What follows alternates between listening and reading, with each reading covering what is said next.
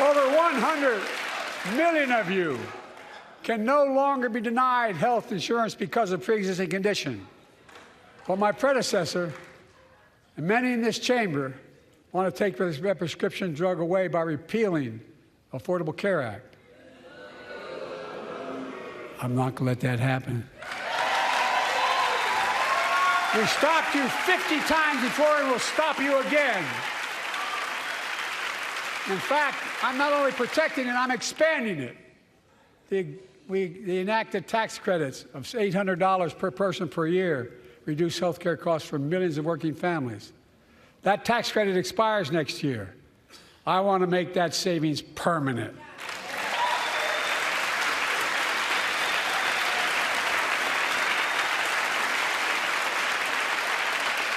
To state the obvious, women are more than half our population, but research on women's health has always been underfunded. That's why we're launching the first ever White House initiative on women's health research, led by Jill, doing an incredible job as First Lady.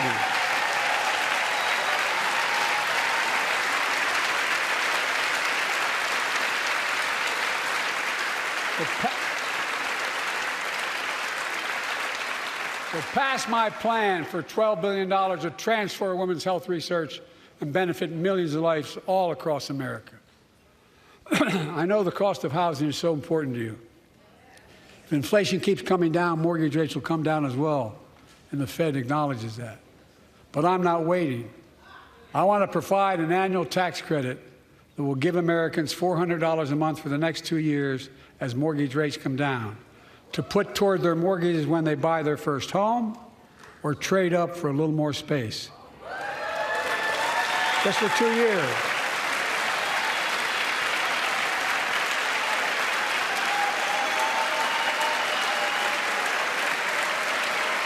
And my administration is also eliminating title insurance on federally backed mortgages.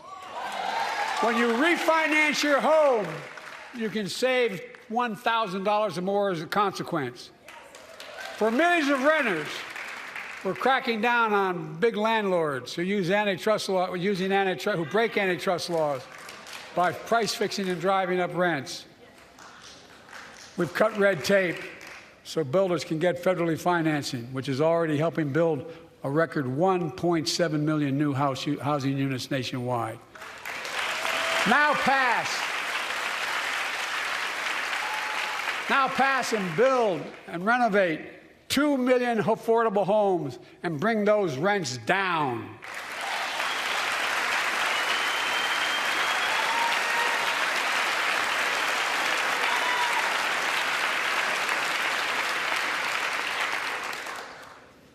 To remain the strongest economy in the world, we need to have the best education system in the world. And I suspect all of you, want to give every child, a good start by providing access to preschool for 3 and 4 years old. You know, I think I pointed out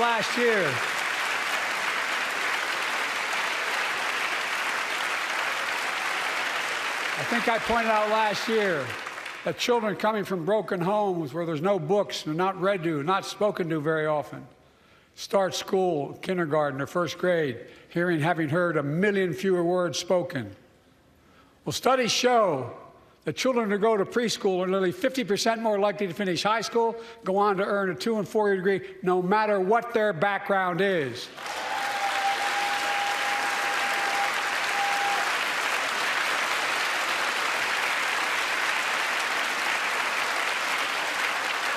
I met a year and a half ago with the leaders of the Business Roundtable.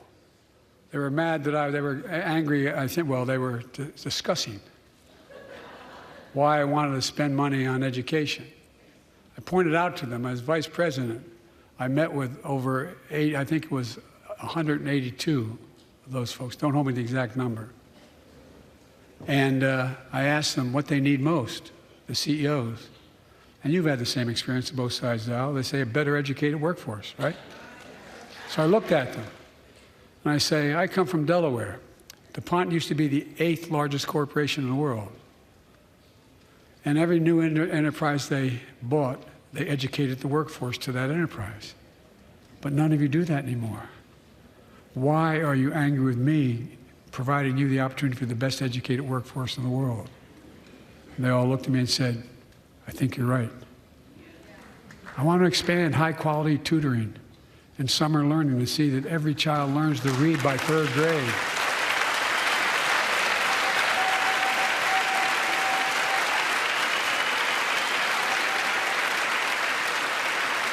I'm also connecting local businesses and high schools so students get hands-on experience and a path to a good-paying job, whether or not they go to college. And I want to make sure that college is more affordable. Let's continue increasing the Pell Grants to working and middle-class families and increase record investments in HBCUs and minority-serving institutions, including Hispanic institutions.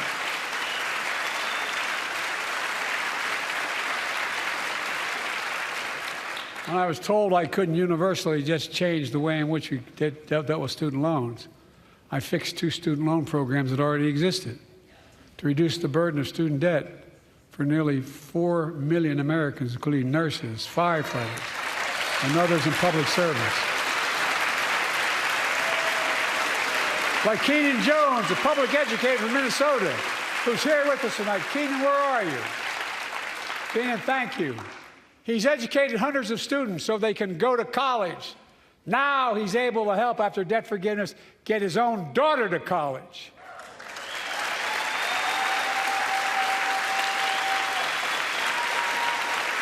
And folks, look, such relief is good for the economy because folks are now able to buy a home, start a business, start a family. While we're at it, I want to give public school teachers a raise.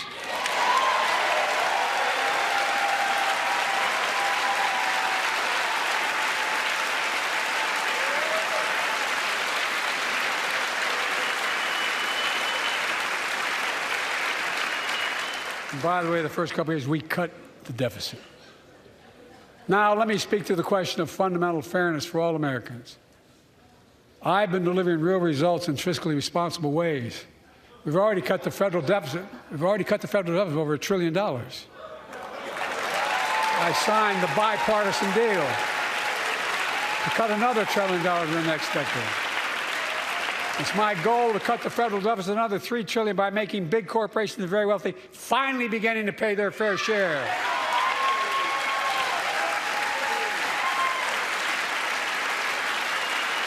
Look, I'm a capitalist. If you want to make or can make $1 million or millions of bucks, that's great. Just pay your fair share in taxes. A fair tax code is how we invest things to make this country great. Healthcare, education, defense, and so much more. But here's the deal. The last administration enacted a $2 trillion tax cut, overwhelmingly benefit the top 1%. The very wealthy and the biggest corporation, and exploded the federal deficit. They added more to the national debt than any presidential term in American history. Check the numbers. Folks at home, does anybody really think the tax code is fair? No. Do you really think the wealthy and big corporations need another $2 trillion tax break? No. I sure don't. I'm going to keep fighting like hell to make it fair. Under my plan, nobody earning less than $400,000 a year will pay an additional penny in federal taxes. Nobody, not one penny. And they haven't yet. In fact, the child tax credit I passed during the pandemic cut taxes for millions of working families and cut child poverty in half. Restore that child tax credit. No child should go hungry in this country. The way to make the tax code fair is to make big corporations and the very wealthy begin to pay their fair share. Remember, in 2020, 55 of the biggest companies in America made $40 billion and paid zero in federal income tax. Zero. Not anymore.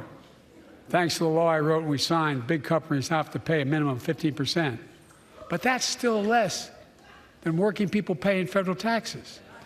It's time to raise corporate minimum tax to at least 21%.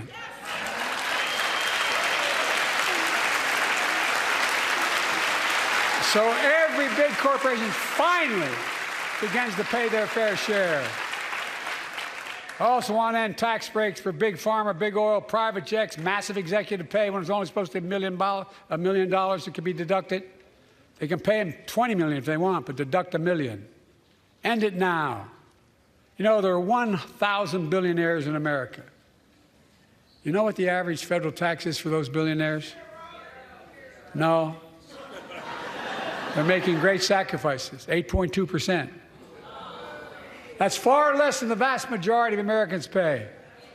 No billionaire should pay a lower federal tax rate than a teacher, a sanitation worker, or a nurse.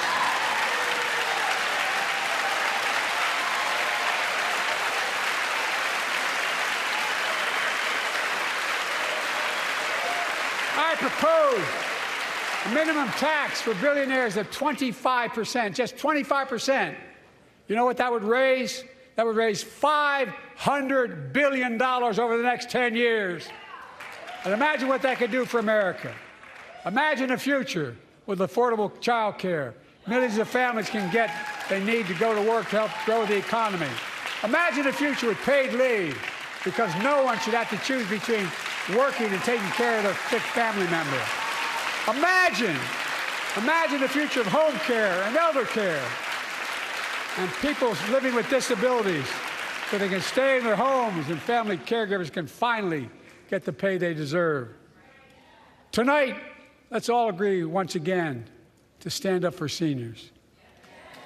Many of my friends on the other side of the aisle want to put Social Security on the chopping block. If anyone here tries to cut Social Security or Medicare or raise the retirement age, I will stop you.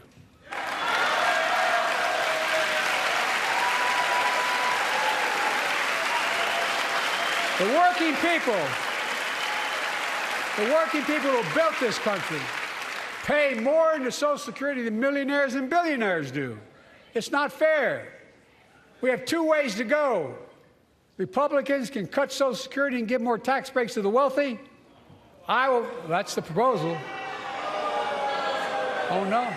You guys don't want another $2 trillion tax cut? I kind of thought that's what your plan was. Well, that's good to hear. You're not going to cut another $2 trillion for the super wealthy. That's good to hear. I'll protect and strengthen Social Security and make the wealthy pay their fair share. Look,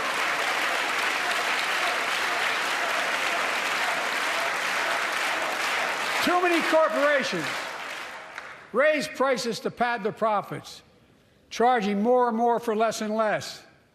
That's why we're cracking down on corporations that engage in price gouging and deceptive pricing, from food to health care to housing. In fact, the snack companies think you won't notice if they change the size of the bag and put a hell of a lot fewer, same size bag, put fewer chips in it. No, I'm not joking. It's called shrinkflation. Pass Bobby Casey's bill and stop this. I really mean it.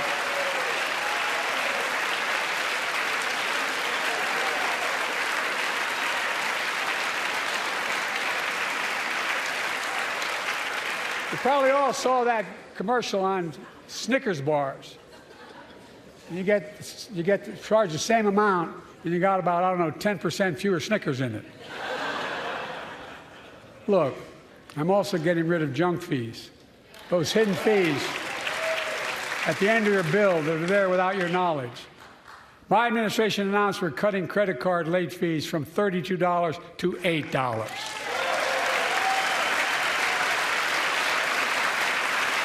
Banks and credit card companies are allowed to charge what it costs them to instigate the collection. And that's more, a hell of a lot, like $8 and 30-some dollars. They don't like it. The credit card companies don't like it. But I'm saving American families $20 billion a year with all the junk fees I'm eliminating. Folks at home, That's why the banks are so mad. It's $20 billion in profit. I'm not stopping there. My administration has proposed rules to make cable, travel, utilities, and online ticket sellers tell you the total price up front so there are no surprises. It matters. It matters.